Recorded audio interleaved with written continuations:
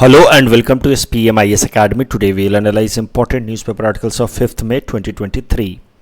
Please note you can download the PDF version of today's newspaper analysis by clicking the link given in the comment section. This is the list of the topics that we will be covering from today's newspaper.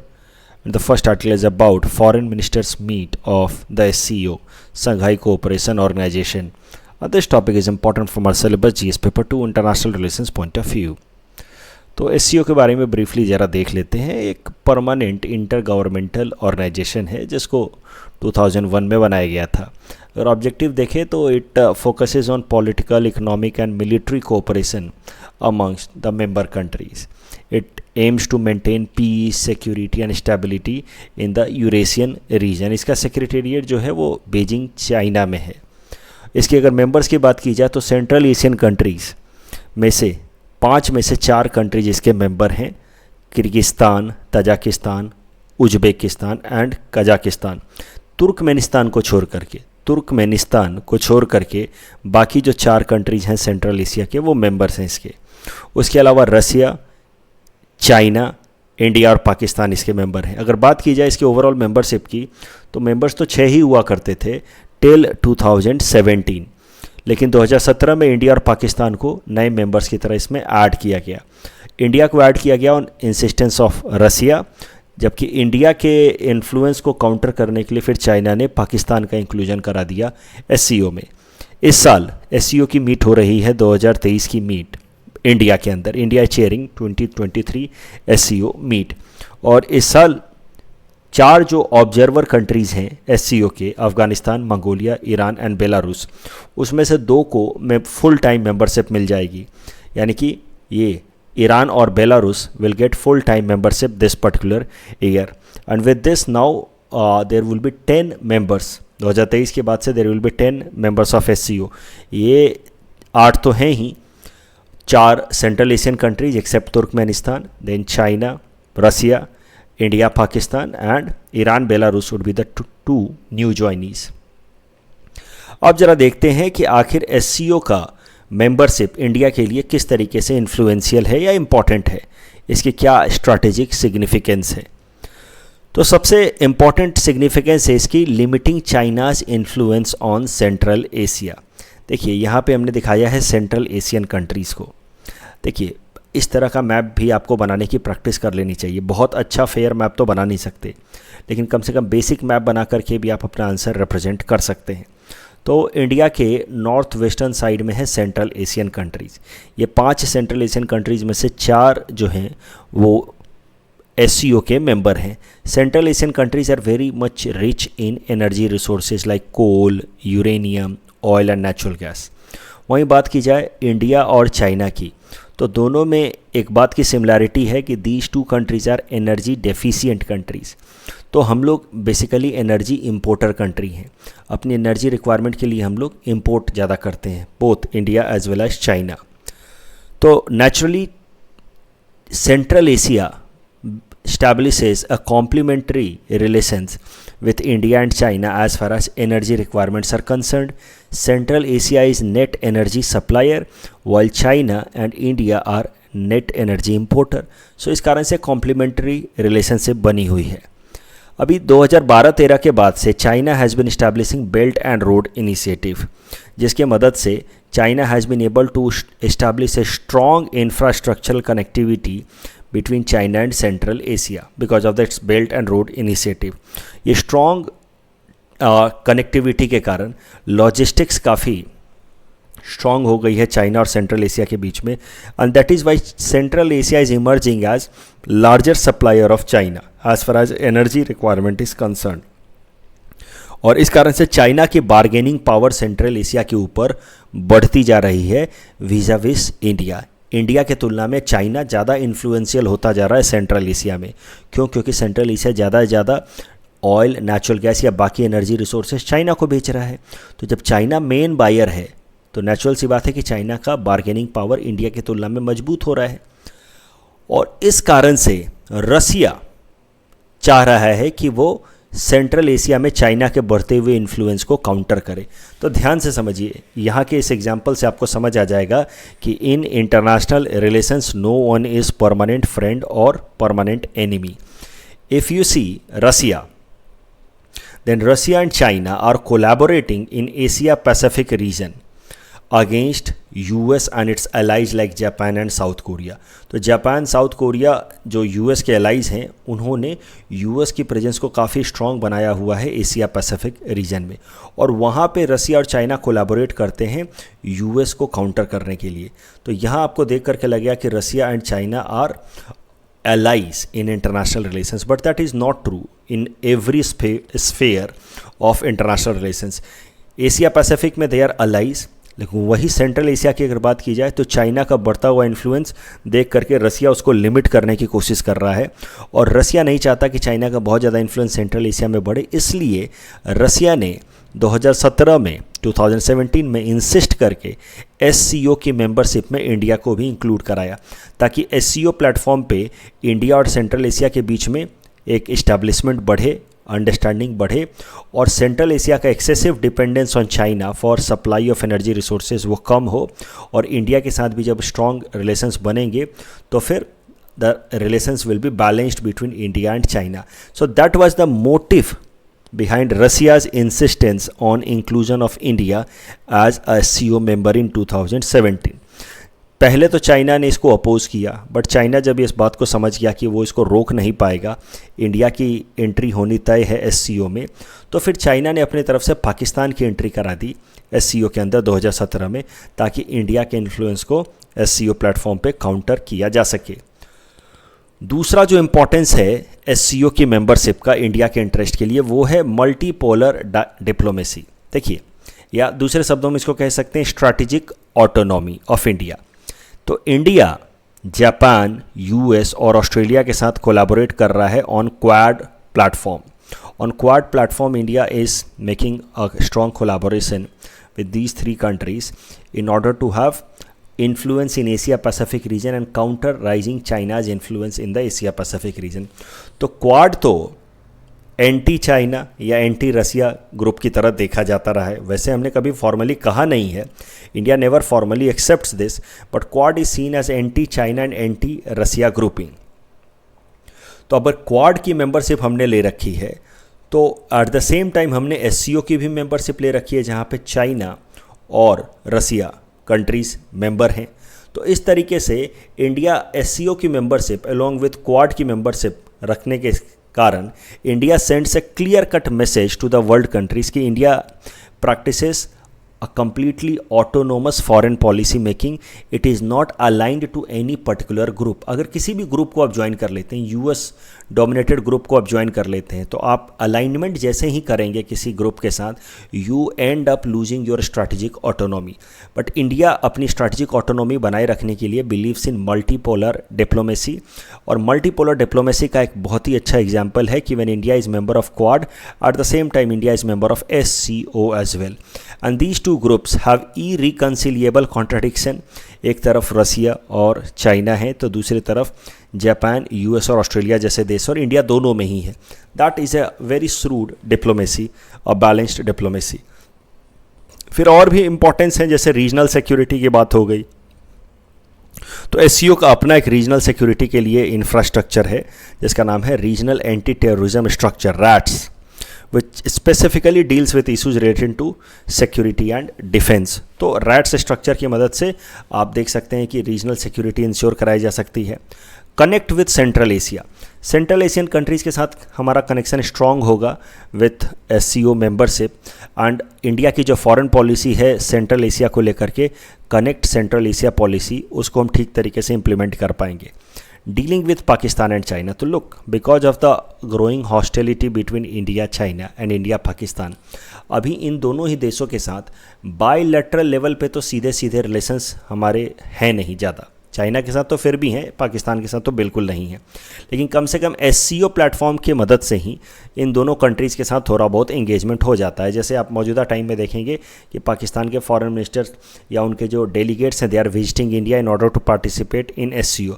So at least indirectly through SCO और in the sidelines of SCO, India gets an opportunity to deal with these two countries with whom India in general is not able to directly deal on bilateral grounds. फिर है bringing stability in Afghanistan। तो central Asian countries एक तरफ हो गए SCO के member, Iran अब membership ले ही रहा है, और ये सारे देश जो हैं they have a strong influence in Afghanistan because of the boundary that they share with Afghanistan. उसके अलावा चाइना, रसिया तो रीजनल पावर हैं ही।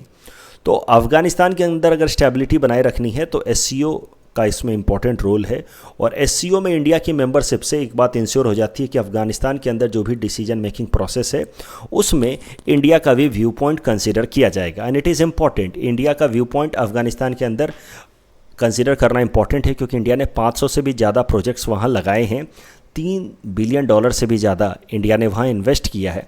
सो ये जितने भी इन्वेस्टमेंट हैं, जैसे फ्रेंडशिप डैम हो गया या अफ़गानिस्तान का पार्लियामेंट हो गया, ये सारे जो इन्वेस्टमेंट हैं वो वहाँ पे हाजी का माइंस बनाया हमने, जरांज देलाराम हाईवे बनाया, ये सारे इन्वेस्टमेंट्स जो हैं वो मीनिंगफुल बने रहें। उसके लिए ज़रूरी है कि अफ़गानिस्तान के अंदर जो भी डेवलपमेंट्स हो रहे हैं, पॉलिटिकल डेवलपमेंट्स तालिबान के आने के बाद, उसमें इंडिया का भी स्टेक हो, से हो। और क्यों हम पढ़ रहे हैं करंट न्यूज़ क्या है, क्यों हम एससीओ के बारे में इतना डिटेल में पढ़ रहे हैं, वो ज़रा देखते हैं। अब current news is that SCO, जैसा कि मैंने आपको बताया कि 2023 is the year when India will be chairing SCO, और उसी कॉन्टेक्स्ट में पिछले महीने अप्रैल में एससीओ के डिफेंस मिनिस्टर्स की मीट हुई थी। अब आज 5 मई को एससीओ के फॉरेन मिनिस्टर्स की मीट हो रही है गोवा में, और फॉरेन मिनिस्टर्स की जो मीट हो रही है गोवा में, इसका मुख्य उद्देश्य है कि जुलाई में होने वाला जो हेड ऑफ़ द स्टेट की जो मीटिंग है एससीओ की, हेड ऑफ़ द स्टेट्स में जैसे हमारे प्रधानमंत्री वगैरह, रसिया के प्रेसिडेंट, चाइना के प्रेसिडेंट मिलेंगे, तो हेड ऑफ़ द स्टेट्स की जो मीटिंग होने वाली है जुलाई में, उसके लिए ग्राउंड वर्क प्रिपेयर करेंगे ये फॉरेन मिनिस्टर्स की मीट। अब इसको मैंने आज ही इसलिए कवर कर दिया है क्योंकि जुलाई में जब तक हेड ऑफ़ द स्टेट्स की मीट होगी तब तक आपका मेंस एग्ज़ाम हो जाएगा। तो एससीओ से रिलेटेड अगर कोई सवाल आएगा तो उसको हमने आज ही इसीलिए देख लिया है। इस तरह कुछ सवाल आ सकता है, मैं हमेशा एक जेनरिक क्वेश्चन देता हूं ताकि आपको ठीक ठाक सा मसाला दे दूं, कंटेंट दे दूं, फॉर्डर मटेरियल दे दूं, ताकि उस टॉपिक से रिलेटेड कुछ भी सवाल आए तो आप टैकल कर पाएँ।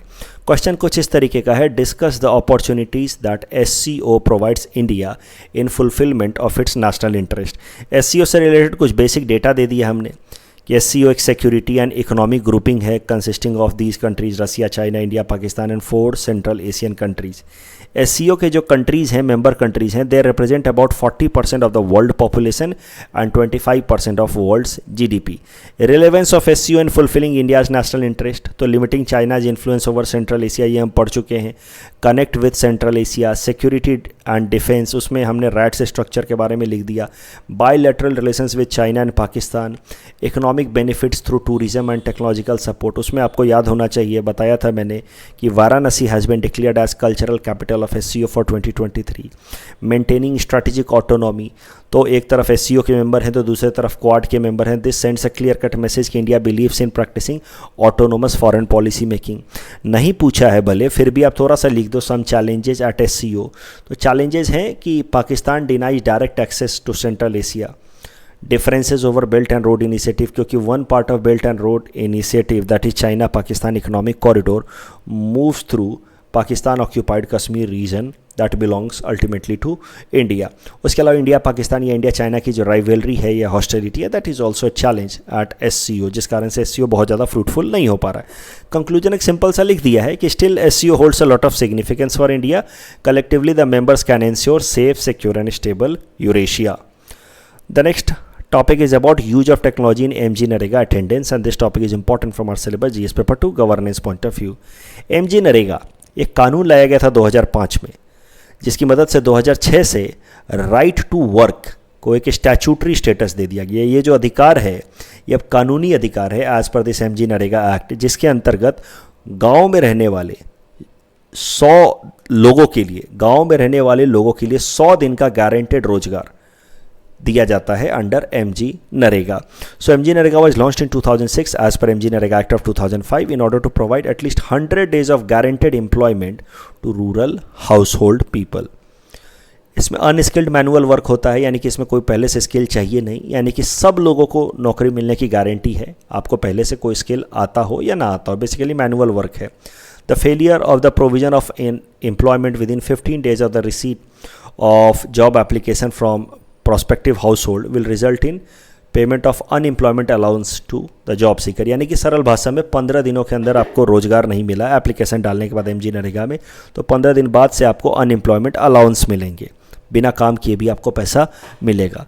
तो हर साल 100 दिन का रोजगार की गारंटी हो जाती है एट मिनिमम वेजेस. तो मान लीजिए कि मिनिमम वेजेस 350 रुपये के आसपास है, तो लगभग 35,000 रुपये इनकम की तो गारंटी हो जाती है 100 दिन अगर कोई भी काम करे तो इस तरीके से आप मान सकते हैं कि रूरल एरिया में अनएम्प्लॉयमेंट या फिर बहुत ज़्यादा एक्सट्रीम पॉवर्टी को एड्रेस करने में एमजी नरेगा कुछ हद तक सक्सेसफुल है.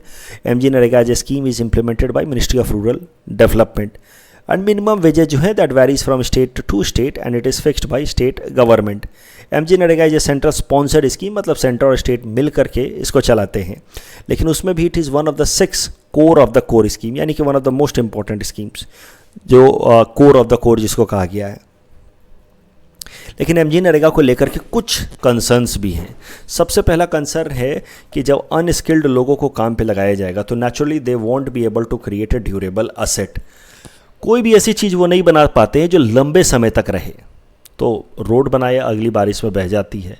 कोई अब छोटा मोटा ब्रिज बनाया, कोई पॉन्ड बनाया तो कोलैप्स कर जाता है, because they are not skilled, so they are not able to create a durable asset. इस कारण से एमजी नरेगा की एफिकेसी पे रह करके सवाल उठते हैं कि क्यों ना एमजी नरेगा में जो हम पैसा डालते हैं उससे अच्छा उस पैसे का इस्तेमाल किया जाए लोगों के स्किल डेवलपमेंट के लिए. लेकिन यहीं पे उठता है मेजर कंसर्न. स्किल डेवलपमेंट करेंगे, उनको रोज़गार नहीं देंगे तो लोग भूख से मरने लगेंगे. अब ये एक बहुत ही आप समझिए कन्फ्लिक्चुअल या डायलेक्टिकल सिचुएशन है कि क्या करें. ड्यूरेबल एसेट बन नहीं रहा, लेकिन अगर हम स्किल डेवलपमेंट करने जाते हैं तो गरीबी भुखमरी का जो इमीडिएट इम्पैक्ट है वो ज़्यादा हो जाएगा. बहुत सारे स्टेट्स में ये भी देखा गया है कि MG NREGA has not been very successful in actually addressing the problem of poverty. जो पहले से गरीब स्टेट्स हैं जैसे बिहार वगैरह, वहाँ पे एमजी नरेगा सक्सेसफुली इम्प्लीमेंट नहीं हो पा रहा है, तो गरीबी वैसी की वैसी ही बनी हुई है. जो काफ़ी रिलेटिवली बेटर ऑफ स्टेट हैं जैसे केरला वगैरह, वहाँ पे एमजी नरेगा ठीक तरीके से इम्प्लीमेंट हो रहा है. So MG NREGA is further creating inequality और regional disparity. Low minimum wages, अलग अलग स्टेट्स में मिनिमम वेजेस अलग अलग हैं और कई सारे स्टेट्स में मिनिमम वेजेज जो हैं काफ़ी कम है. Data manipulation by authorities, MG NREGA में लोग रोज़गार देते नहीं हैं, लोकल अथॉरिटीज़ आपस में करप्शन करके वो पैसा खा जाते हैं. झूठे मूठे वो लिस्ट वगैरह बना देते हैं और एमजी नरेगा में पैसा खा लेते हैं. मतलब the problem of corruption is there. उसके अलावा delay in wage payment, MG NREGA के वर्कर्स को पेमेंट मिलने में भी काफ़ी ज़्यादा लेट हो जाता है. तो इन सारे इश्यूज़ को देखते हुए भारत सरकार ने एक कमेटी बनाई है, अमरजीत सिन्हा कमेटी, जिसको काम दिया गया है एमजी नरेगा की एफिकेसी को स्टडी करने के लिए और उसमें इम्प्रूवमेंट सजेस्ट करने के लिए. करंट इशू जरा देखते हैं. करंट इशू ये है कि हाल फिलहाल में एमजी नरेगा के अंदर होने वाले करप्शन, यानी कि लीकेज या फर्जी जो लिस्ट बना करके लोग पैसा खा जाते हैं अथॉरिटीज़, उन सब को रोकने के लिए भारत सरकार लेकर के आई है national mobile monitoring system app, NMMS app. NMMS app is an app which gives a real time online attendance capturing app. तो कौन काम कर रहा है कौन नहीं कर रहा है, रियल टाइम बेसिस पे अटेंडेंस कैप्चर होता है NMMS ऐप से, जिस कारण से अब एमजी नरेगा के अंतर्गत करप्शन करना या लीकेज ऑफ फंड करना संभव नहीं होगा. उसके अलावा जो पेमेंट में जो डिले होता था उसको अवॉइड करने के लिए आधार इनेबल्ड पेमेंट सिस्टम लाया गया एमजी नरेगा में. अब ये सारी चीज़ें लाई गई हैं, इससे करप्शन ख़त्म होगा, ट्रांसपेरेंसी आएगी एमजी नरेगा के इम्प्लीमेंटेशन में. बट इसको लेकर के काफ़ी ज़्यादा क्रिटिसिज्म भी हो रहा है कि NMMS ऐप या Aadhaar enabled payment system will not work in rural areas where there is poor network, connectivity in hinterland is poor, digital illiteracy, lack of awareness amongst the worker class. They don't know how to operate smartphone and internet. So that is why a lot of criticism is going on regarding this new initiatives regard of MG NREGA attendance. इसको लेकर के फिर भारत सरकार ने एक initiative शुरू किया हाल फिलहाल में, संवाद या dialogue with civil society organisation on good governance initiative taken under rural job guarantee MG NREGA. तो भारत सरकार ने एक संवाद इनिशिएटिव शुरू किया है जिसमें एमजी नरेगा में जो नए बदलाव लाए हैं उन्होंने, उसके क्या फ़ायदे हो सकते हैं उसको समझाने का काम वो करेंगे विथ देयर डायलॉग, जिसका नाम है Samvad, that will be established between government of India and civil societies. तो ये जो संवाद इनिशिएटिव शुरू किया गया है, it is a very new initiative, one of its own kind, जो पहले नहीं देखा जाता था। कभी भी कुछ प्रोटेस्ट होता था, सरकार एक अलग से इनिशिएटिव इस्टेब्लिश करे लोगों को समझाने के लिए, ऐसा पहले नहीं देखा जाता था। So now this can be seen as a example of effective communication for good governance. Ethics paper में इसका काम आ सकता है। और ये प्रीलिम्स प्रैक्टिस क्वेश्चन हमने आपको इस टॉपिक के बेसिस पे दे रखा है। Please attempt this question and you can submit the answer in the comment section. एक मेंस प्रैक्टिस क्वेश्चन इस टॉपिक पे दे रखा है, critically examine whether MG NREGA scheme has been able to address the issue of rural distress. MG NREGA right to work को statutory right बनाता है, 100 दिन का रोजगार देता है टू इन्हांस लाइवलीहुड, ये सब तो आपको पता ही है। एमजी नरेगा से क्या फ़ायदे हैं वो दे दिया हमने। चूँकि क्रिटिकली एग्जामिन पूछा है ना, तो दोनों साइड देना होगा, प्रोज और कॉन्स भी देना होगा। तो क्या फ़ायदे हैं वो भी बता दिया हमने, क्या इशूज़ हैं एमजी नरेगा के वो भी बता दिया। और फिर वे फॉरवर्ड में लिखा कि नेशनल मोबाइल मॉनिटरिंग सिस्टम, आधार इनेबल पेमेंट सिस्टम और अमरजीत सिन्हा कमेटी, ये सब किया गया है ताकि एमजी नरेगा में जो भी इशूज़ हैं उसको एड्रेस किया जा सके। ये वाला सवाल जो है आप इसको अटेम्प्ट करके पोर्टल पे अपलोड कर सकते हैं फॉर चेकिंग पर्पस। तो ये सवाल आप अटेम्प्ट कीजिए खुद से बिना आंसर पढ़े, अपलोड कीजिए पोर्टल पे ताकि हम इसको चेक कर सकें। इनफैक्ट पहला सवाल भी आप अटेम्प्ट कर सकते हैं, अच्छा है ये SCO वाला, इसको भी आप अटेम्प्ट कीजिए और इसको आप पोर्टल पे अपलोड कीजिए, हम लोग इसको चेक करेंगे। Violence in Manipur, this is the next article, this topic is important from our syllabus, GS paper 3 internal security point of view. तो मणिपुर से रिलेटेड तो कुछ दिनों पहले ही मैं आपको बता रहा था नॉर्थ ईस्ट के अंदर इंसर्जेंसी के प्रॉब्लम्स। तो मणिपुर की डेमोग्राफी मैंने आपको बताई थी और उसके पहले मणिपुर की टोपोग्राफी बताई थी। मणिपुर की अगर टोपोग्राफी आप देखो तो चारों तरफ से हिली एरियाज़ हैं और फिर बीच में ऐसा वैली जैसा एरिया है। और वैली एरिया में रहते वाले जो लोग हैं, they are Meiteis, they are non tribal Vaishnavite Hindus, they generally live in the valley area. जबकि हिली एरिया में रहते हैं दो ट्राइब्स, नागाज एंड कुकीज़।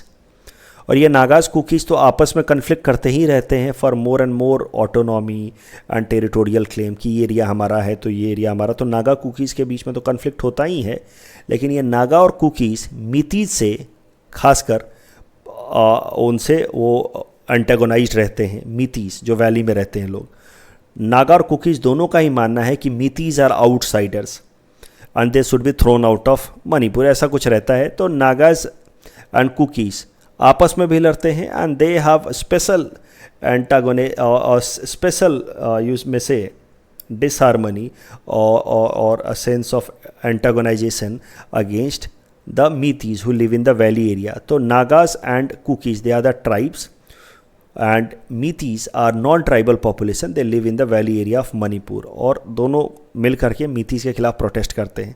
तो नागा कुकीज़ के बीच में तो कन्फ्लिक्ट चलता ही रहता है। That is the main reason behind insurgency in Manipur, जिसको लेकर के सस्पेंशन ऑफ ऑपरेशंस अग्रीमेंट हाल फिलहाल में हमने देखा जब नॉर्थ ईस्ट की इंसर्जेंसी हम पढ़ रहे थे। अभी जो करंट न्यूज़ है that is about violence in Manipur. हुआ क्या है कि मणिपुर हाई कोर्ट ने कहा है कि मीतीज लोगों को भी मिलना चाहिए ST स्टेटस।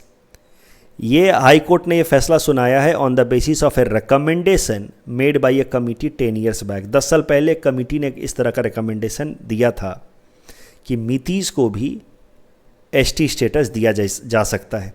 उसी कमिटी के रिकमेंडेशन को दोहरा दिया मणिपुर हाई कोर्ट ने। और फिर होना क्या था, वैसे ही नागाज और कुकी जो हैं दे डोंट लाइक मीतीज। अभी हाई कोर्ट ने कह दिया कि मीतीज को मिलना चाहिए ST स्टेटस, तो नागाज कुकीज़ तो और प्रोटेस्ट करेंगे ही और इसी कारण से बहुत सारा वायलेंस होना शुरू हो गया है मणिपुर के अंदर। The next article is about Buddha Purnima. The ideas discussed here are important from prelims exam point of view. आज है वैसाख या बुद्ध पूर्णिमा का दिन।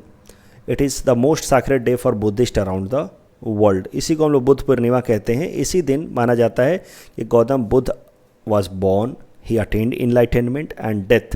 तो निर्वाण, महापरिनिर्वाण of Lord Buddha, all and his birth, all happened on this particular day only. Vesak falls on full moon या Purnima day in the month of Vesak. Recognition by United Nations.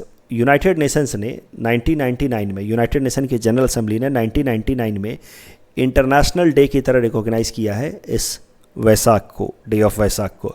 This day of Vaisakh has been recognised as an international day in order to acknowledge the contribution of Buddhist community made to humanity. इस topic के basis पे prelims practice question हमने आपको दे रखा है। Please attempt this question and you can submit the answer in the comment section. कल जो हमने आपको प्रैक्टिस क्वेश्चन दिया था उसका आंसर देख लेते। फेम स्कीम इलेक्ट्रिक व्हीकल से रिलेटेड है, तो दोनों ही काम वो करेगा, इन्वायरमेंटल पॉल्यूशन को भी कर्व करेगा और फ्यूल सिक्योरिटी को भी इंश्योर कराएगा। और पूछा गया है कि वर्ल्ड प्रेस फ्रीडम इंडेक्स से रिलेटेड कौन सा स्टेटमेंट सही नहीं है। is published by Reporters Without Borders. This is correct, but India's rank is not steadily improving. So second statement is wrong, and it does not rank country on the basis of quality of journalism. It ranks countries on the basis of freedom to journalists. So second and third statements are wrong. And Channa Patna twice. Which of the following are true? Factory made तो नहीं है, handmade है, and they are associated with Tipu Sultan, not Hyder Ali. So both statements are wrong. That's all from our side for today. Thanks for watching.